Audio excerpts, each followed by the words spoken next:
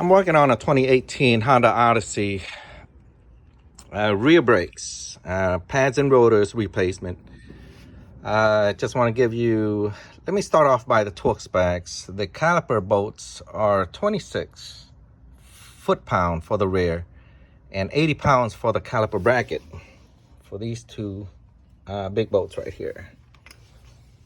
Sometimes I'll compare it with the lug nuts with the wheel lugs. Now for vans and large vehicles on Hondas and Acuras, usually it's like 94 foot-pounds. For small cars, it's like 80 foot-pounds. But you can see the bolt is a lot smaller, a little smaller than the wheel lugs there. So 80 pounds is correct on this. Also, I want to mention something else. These are the brake caliper bolts. I took it out and I found out that if your rotors are seized up, you can actually use the caliper bolts to drive this in to release the rotors. Look at that.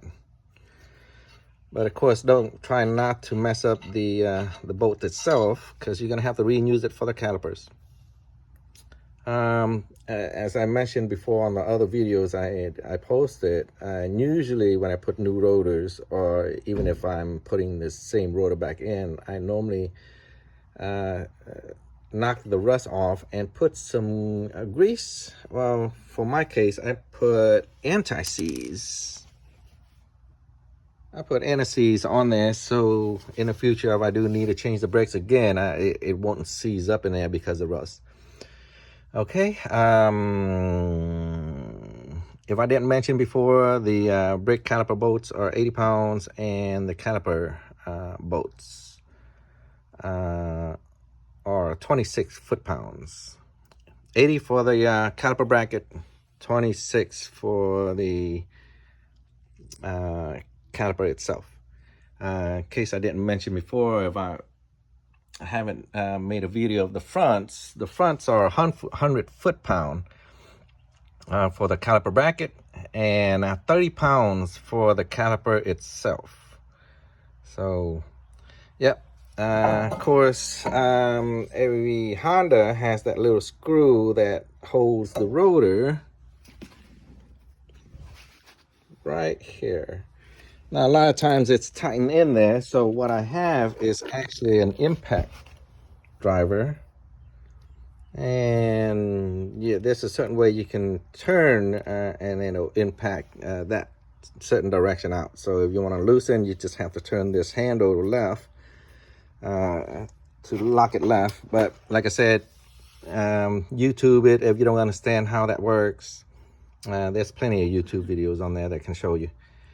Anyways, just want to give you that. Lug nuts, 94, caliper brackets, 80, caliper, 26 foot-pounds. Oh, and I didn't mention the rear brakes have an e-brake system, so electronic brakes.